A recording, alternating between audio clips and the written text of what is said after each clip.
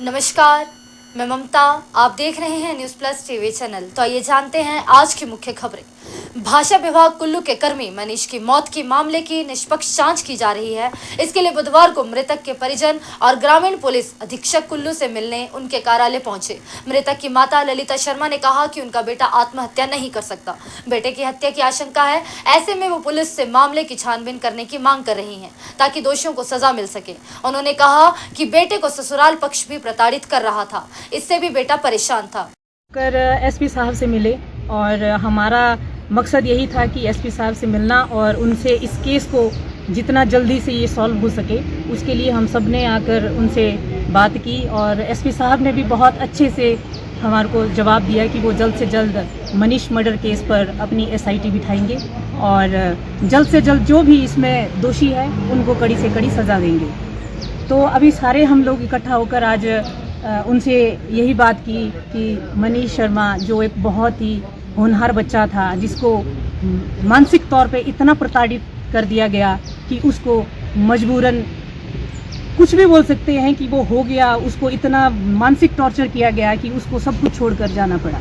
तो माँ बाप के लिए बहुत दुखद है, पूरे इलाके के लिए बहुत दुखद था कि एक होनहार बच्चा हम लोगों ने खोया, वो भी सिर्फ एक छोटी सी पारिवारिक जो उन्होंने ससुराल पक्ष ने जितना उसको प्रताड़ित किया और इतना अपनी जान गंवाने तक मजबूर किया। और साहब ने भी हमें आश्वासन दिया है कि वो जल्द से जल्द मनीष मर्डर केस में एसआईटी बिठाएंगे और जो भी दोषी है उन्हें सजा दिलाएंगे।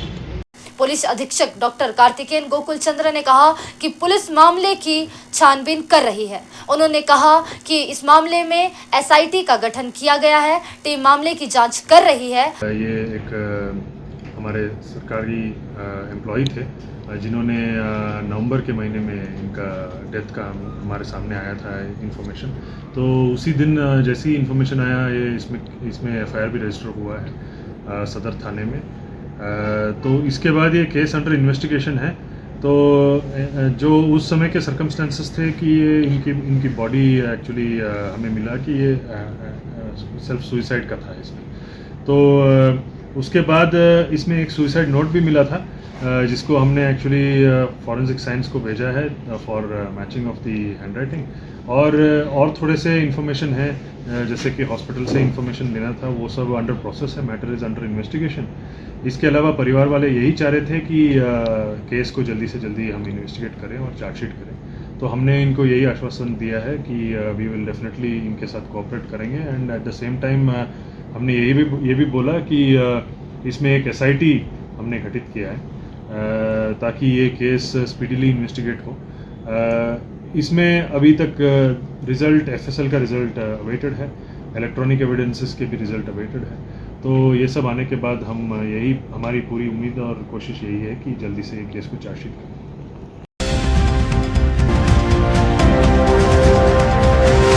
सीटू के बैनर तले रेहड़ी फड़ी धारक भारी संख्या में नगर परिषद कार्यालय अखाड़ा बाजार पहुंचे और नगर परिषद अध्यक्ष, कार्यकारी अधिकारी और पार्षद के समक्ष अपनी मांगों को रखा। रेहड़ी फड़ी धारकों ने कहा कि उनमें कई ऐसे भी व्यापारी हैं जो तब से काम कर रहे हैं जब से नगर परिषद द्वारा तहबाजारी नहीं ली जाती थी, लेकिन अब शहर के सौंदर्यीकरण के नाम पर नगर परिषद ने उन्हें बेरोजगार कर दिया है।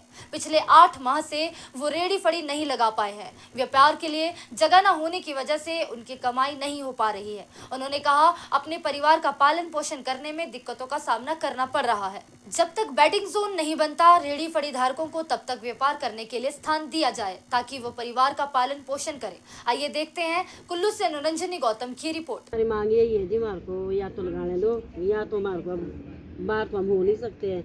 मेरे वहाँ तो लाड़ा भी पंग है, 100% मेडिकल है मेरे वहाँ। मेरे को तो बहुत मुश्किल हो गई है और लोगों का किराया भाड़ा देना मेरे को तो बहुत मुश्किल हो गई है। हमारे को तो कहीं एक वो भी नहीं है, सारा किसी का नहीं है।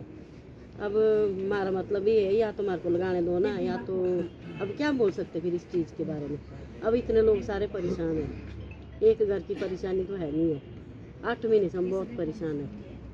हाँ जी, 1001 से अभी हम चलते सारे सूट निचले गेट में, पुराने गेट में। पहले हम ऊपरले गेट में बैठते थे, अब निचले गेट में सारे जहाँ वो कॉम्प्लेक्स बना है मुझना पड़ेगा ना। वैसे ही कर रहे हैं, जब लोगों का किराया फंस रहा है। बहुत से दूध का 10-10 वाला दूध ले रहे हैं दुकानों से, बच्चे बहुत मुश्किल में पड़ रहे हैं, क्या करना फिर।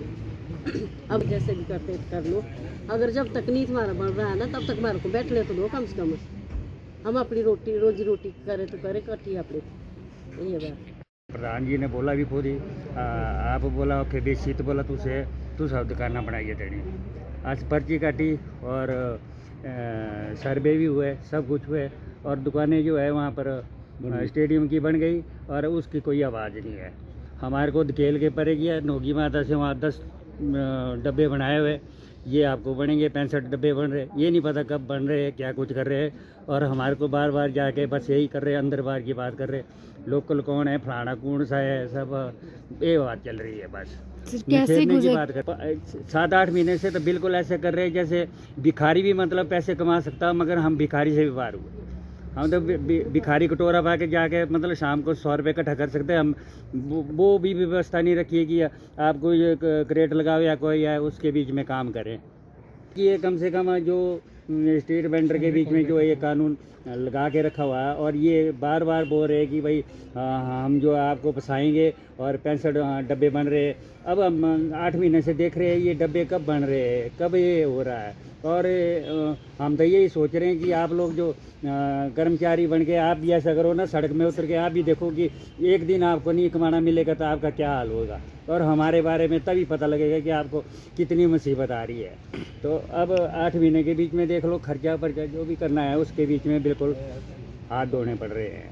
जो बंदे जो है बेरोज़गार के बीच में छटनी कर रहे, तुम आज ये करो वो करो, 10 तारीख को आओ, 18 को आओ, ये है वो है, आगे पीछे कर रहे हैं बस। ऐसे स्पष्ट भी नहीं बोल रहे हैं कि भैया, और जब बोल रहे हैं कि लगाने को तो फिर लगाने दीजिए। मैं ये भी इनसे आग्रह कर रहा हूँ कि हमारे को जो आप नहीं आपके डब्बे बनते हैं, अब हमारे को कहीं भी जगह दे दो।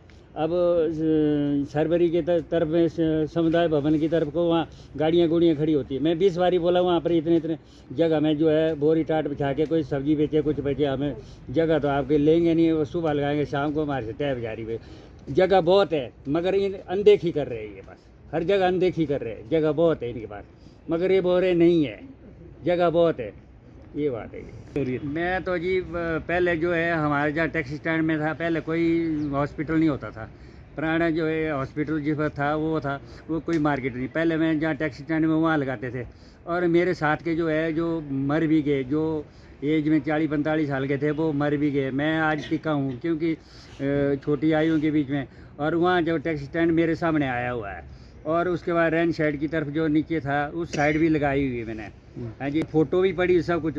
और ये बिल्कुल मतलब एक कभी देखते नहीं कि ये इतना पुराना है। ये मैं क्या बचपन से जो मैं यहाँ पे हूँ तो ये अभी तक भी इनको नहीं है। टोल प्लाजा संघर्ष समिति और 4 लेन संघर्ष समिति को लेकर आज जिला उपायुक्त से चर्चा हुई, जिसको लेकर के 4 लेन संघर्ष समिति का विरोध करते हुए कहा कि आज भी सड़क के हाल खराब हैं। उन्होंने कहा कि आज यहां 10 संगठन के लोग आए हैं और उन्होंने मांग की है कि इस टोल प्लाजा को जल्द से जल्द खारिज किया जाए और उनकी मांग को पूरा किया जाए। इसी के साथ टोल प्लाजा और वसूली को लेकर बात कही है कि टोल प्लाजा के बीच की दूरी 60 किलोमीटर होनी चाहिए, परंतु टोल प्लाजा की दूरी 38 से कम है, जिसको लेकर के इसे हटाना चाहिए और इसकी जाँच करनी चाहिए। उन्होंने कहा कि हम इसका विरोध करते हैं और साथ ही साथ इसे हटाने की मांग की जा रही है, और उन्होंने कहा कि साथ ही साथ कुल्लू और मनाली के लोग भी इसका विरोध करते हैं। आइए देखते हैं कुल्लू से अनुरंजनी गौतम की रिपोर्ट। ये टोल प्लाजा संघर्ष समिति और 4 लेन संघर्ष समिति गत अनेक वर्षों से, जब से ये डोलो नाला में टोल प्लाजा स्थापित हुआ है तब से इसका विरोध है। हमको टैक्स देने में विरोध नहीं है, लेकिन जो सारा जस्टिफाई होना चाहिए। अभी तब से लेके अब तक ये 2 लेन सड़क ना तो ढंग की बनी है और आज भी बार बार डैमेज हो रही है और लोगों को फैसिलिटी नहीं मिलती है जो उसके नॉर्म्स हैं। लेकिन हमारा विरोध तब ज़्यादा सफल हुआ, ज़्यादा प्रबल हुआ कि जब से माननीय केंद्रीय मंत्री नितिन गडकरी जी ने पार्लियामेंट में ये बयान दिया कि 60 किलोमीटर के अंदर कोई टोल प्लाजा नहीं लगेगा। अब टकोलिया में जब से टोल प्लाजा स्थापित हुआ, ये चलो बाढ़ के कारण कुछ टाइम के लिए इसको विराम लगा, लेकिन उस वक्त से इसका विरोध मुखर हो गया कि भाई एक तरफ से केंद्रीय मंत्री बयान दे रहे हैं कि टोल 60 किलोमीटर के अंदर नहीं लगेगा, और कैसा विरोधाभास है, नई लगाने जा रही है। लेकिन हम धन्यवादी है, विंटर कार्निवाल के समय में ये टोल प्लाजा संघर्ष समिति और कुछ अन्य प्रतिनिधि लोग संगठनों के माननीय मुख्यमंत्री जी को कार्निवाल में मिले और वहाँ बात रखी। उन्होंने पोलाइटली सारी बात को सुना और प्रशासन को ये उन्होंने डायरेक्शन दी कि वो इसके बारे में कोई उचित कदम उठाए। उसी कड़ी में पिछले कल डोलू नाला में स्पॉट पर वहाँ पर एसडीएम कुल्लू आए थे।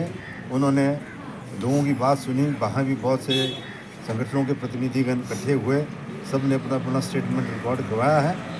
और आज हम उसी कड़ी में एक बार फिर उपायुक्त महोदय से मिलकर आए। उन्होंने भी हमें पूरा आश्वासन दिया है।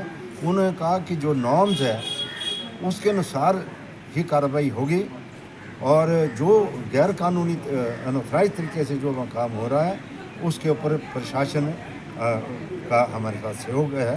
तो आज भी हमारे कोई 10 संगठनों के लोग आज यहाँ एकत्रित हुए हैं।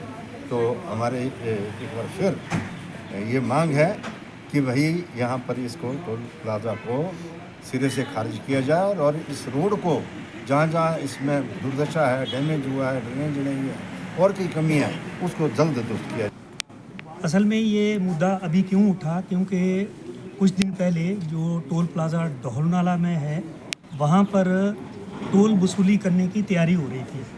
तो हम वहाँ पर जो टोल प्लाज़ा टेंडर हुआ है, जो ठेकेदार हैं, हम वहाँ पर गए, उनसे मिले और उनसे हमने बात की कि ये जो टोल प्लाज़ा है ये अभी उन नॉर्म्स पे खरा नहीं उतरता है जो नेशनल हाईवे अथॉरिटी के अपने नॉर्म्स हैं 60 किलोमीटर का। मैं ये बताना चाहता हूँ कि नेशनल हाईवे फ़ी रूल्स ये 2008 हैं, जिनमें एक सेक्शन 8 है जो ये कहता है कि एक टोल से दूसरे टोल के बीच की जो दूरी है वो 60 किलोमीटर होगी। 60 किलोमीटर के अंदर जो है वो 2 टोल प्लाज़ा नहीं होंगे। और इसके बारे में जैसे दिनेश सेन जी भी कह रहे थे कि ये माननीय केंद्रीय मंत्री नितिन गडकरी जी ने भी लोकसभा में साफ तौर पर कहा है कि ऐसे टोल प्लाज़ा जो 60 किलोमीटर के अंदर अगर 2 हैं तो एक को हटाया जाएगा। तो हम मुख्य मांग हमारी सभी की ये है कि ये जो टोल प्लाज़ा डोहल नाला में है इसकी दूरी टकोली जो दूसरा टोल प्लाज़ा है इसके बीच में सिर्फ 38 किलोमीटर की दूरी है। इसलिए मंत्री के बयान के अनुसार ये टोल प्लाज़ा भी एक तरह से अनजस्टिफाइड है। इसकी रिमूवल की हम मांग कर रहे हैं। और जब ये हमने विरोध किया था उस समय विंटर कार्निवल की तैयारियां थी, विंटर कार्निवल शुरू हो गया था। तो मनाली में हमारा एक डेलीगेशन माननीय मुख्यमंत्री सुखविंदर सिंह सुक्खू जी से मिला और उन्होंने प्रशासन को भी उस वक्त आदेश दिया कि ज़िला प्रशासन को कि आप, क्योंकि रोड की जो कंडीशन है वो मनाली तक के रोड की कंडीशन वैसी है नहीं जैसे ये पहले रोड था, ये फ्लड से पहले। तो इसलिए इसको आप पूरी तरह से देखें, जांच करें और उसके बाद ही आप कोई आगे फैसला लें।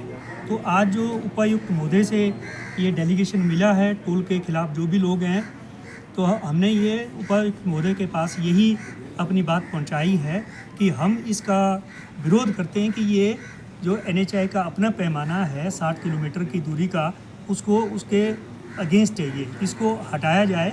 और हमारी बात जो है प्रशासन के माध्यम से हिमाचल सरकार को और केंद्रीय मंत्री को, NHAI अथॉरिटी को ये बात पहुंचाई जाए कि यहाँ के जो लोग हैं कुल्लू मनाली के, वो इसका विरोध करते हैं क्योंकि ये आपका अनजस्टिफाइड टोल प्लाज़ा। और हमारी ये डिटर्मिनेशन है कि अगर ये वसूली करने की कोशिश करेंगे तो हम इसका पुरजोर विरोध करेंगे। अभी तो हम कुछ लोग आए हैं, पहले भी इसके जो खिलाफ है वो संघर्ष हुए हैं, धरने हुए हैं। तो हम किसी भी तरह के ऐसे शांतिपूर्ण आंदोलन से पीछे नहीं हटेंगे।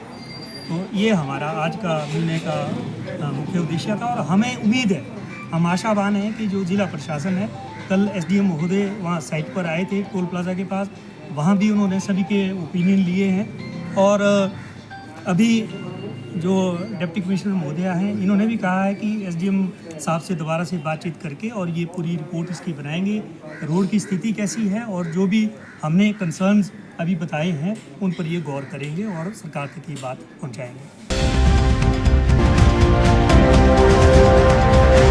हिमाचल प्रदेश स्विमिंग एसोसिएशन के प्रदेश महासचिव एवं उत्तराखंड में आयोजित नेशनल गेम्स में हिमाचल प्रदेश स्विमिंग टीम के वरिष्ठ कोच एवं टीम मैनेजर ईशान अख्तर ने बताया कि उत्तराखंड के हल्द्वानी में आयोजित हो रहे नेशनल गेम्स 2025 में हिमाचल के विभिन्न जिलों से संबंधित भूषण ठाकुर, नेहा चौहान, ऋत्विक गुप्ता, सिहज सिंह हिमाचल प्रदेश टीम का नेशनल गेम उत्तराखंड में प्रतिनिधित्व कर रहे हैं। हिमाचल प्रदेश स्विमिंग एसोसिएशन के प्रदेश महासचिव ईशान अख्तर ने कहा कि खिलाड़ियों को विभिन्न खेलों के खेलने से हमारी शारीरिक, मानसिक और सामाजिक सेहत में सुधार होता है। खेल का महत्व इतना महत्वपूर्ण है कि इसके बिना हमारा जीवन अधूरा माना जा सकता है।